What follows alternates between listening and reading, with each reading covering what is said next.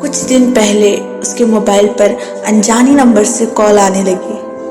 اس نے یہ سوچ کر کہ کسی دوست یا جاننے والے کی کال ہوگی، کال ریسیو کر لی، مگر دوسری طرف سے مردانہ آواز سنتے ہی رانگ نمبر کہہ کر کال منقطع کر دی۔ بس وہ دن ہے اور آج کا دن، میسیجز اور کالز کا ایسا تانتا بندہ جو رکنے کا نام ہی نہ لیتا۔ کال تو اس نے کوئی ریسیو نہ کی، مگر میسیجز پڑھتی رہی۔ نام پوچھا جاتا، فون اٹھانے پر اصرار کیا جاتا اور اس کے آواز کی خوب تعریف کی جاتی۔ اپنے بارے میں بتایا جاتا۔ جواب نہ دینے کے باوجود میسیجز اور کال کا سلسلہ مستقل مزاجی سے جاری تھا۔ اس کے لیے یہ سب نیا تھا، چھوٹی سی عمر کا ایک انجانا سا احساس تھا جسے وہ خود سمجھنے سے قاصر تھی۔ کیا ہوا اگر میں بھی ایک میسج کر دوں، یہی پوچھ لیتی ہوں کہ کون ہو اور کیوں مجھے تنگ کر رہے ہو؟ اس لمحے اس کے دماغ میں خیال آیا۔ رات کے 3 بج رہے تھے۔ کتنی ہی بار اس نے میسج لکھ کر مٹایا۔ عجیب شش و پیچ کا شکار تھی۔ کوئی اس سے بات کرنے کے لیے بے چین تھا۔ یہ خیال اسے نہ جانے کہ وہ ایک انجانی سی خوشی دے رہا تھا۔ بالآخر سوچ بچار کے بعد اس نے ایک میسج ٹائپ کر لیا جس میں اس نے لکھا کہ وہ کون ہے اور رات کے اس پہر اسے کیوں تنگ۔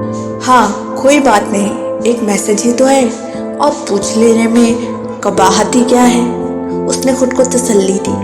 بٹن دبانے ہی لگی تھی کہ اچانک ایک چہرہ اس کے دماغ کی اسکرین پر ابھرا۔ میری بیٹی تو میرا مان ہے۔ یہ جملہ اس کے بابا اس کا ماتھا چومتے ہوئے اکثر دہرایا کرتے تھے۔ اس کے حلق میں کانٹے چبھنے لگے۔ بیٹیاں جب معاشرے میں سر جھکا کر چلتی ہے تبھی اس کے بھائی اور باپ میں سر اٹھا کر چلنے کے قابل ہوتے ہیں۔ شفقت و محبت سے کہا گیا بابا کا ایک اور جملہ دل کی تار چھیڑ گیا۔ جب بھی امی جی بابا کو اسے سر چڑھانے کا طعنہ دیتی تو بابا کی طرف سے ایک مخصوص جواب آتا۔ میری بیٹی تو اپنے بابا کا غرور ہے، اور ہمیشہ ہی اسے یہ جملہ شرمسار کر دیتا۔ اسے اپنا سارا وجود سن ہوتا ہوا محسوس ہوا۔ بڑی مشکل سے بستر سے اٹھی، پسینے سے شرابور لڑکھڑاتے قدموں کے ساتھ بالکنی میں جا کھڑی ہوئی۔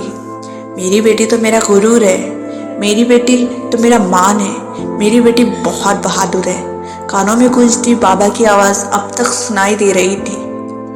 جی بابا جانی، میں کمزور نہیں ہوں، آپ کی بیٹی آپ کا غرور نہیں توڑیں گے، انشاءاللہ آپ کا سر کبھی جھکنے نہیں دیں گے، آپ کا یہ مان ہمیشہ قائم رکھیں گے، آپ کی دی گئی محبت کا ناجائز فائدہ نہیں اٹھائیں گے۔ وہ سرگوشی میں بولتی گئی، آنسو اس کے گالوں کو بھگو رہے تھے۔ اس نے جلدی سے اس نمبر کو بلاک کیا۔ سکون کے احساس کے ساتھ اس نے گہرا سانس لیا اور آسمان کی جانب دیکھنے لگی۔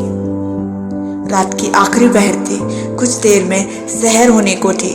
نیچے صحن کی طرف دیکھا تو بابا تہجد پڑھنے کے بعد اللہ رب العزت کے سامنے ہاتھ پھیلائے دعائیں مانگنے میں مصروف نظر آئے۔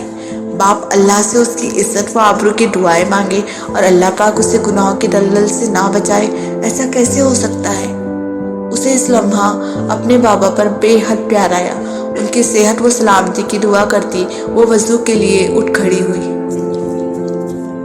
انجان نمبروں کے ذریعے پھینکا ہوا یہ شیطان کا جال ہوتا ہے جو وہ صنف نازک پر پھینکتا ہے۔ ایک جگہ سے نشانہ چھوٹ جائے تو دوسری جگہ آزماتا ہے، اور جہاں نشانہ لگ گیا وہاں رسوائی و پچھتاوا لڑکی کے حصے میں ہی آتا ہے۔ قابل تعریف ہے وہ لڑکیاں جو ان جالوں سے اپنی اور اپنے وابستہ رشتوں کی ناموس کو بچا لیتی ہے اور اپنے والدین کا مان ٹوٹنے نہیں دیتی۔ اللہ پاک تمام بہن بیٹیوں کی حفاظت فرمائے، آمین یا رب العالمین۔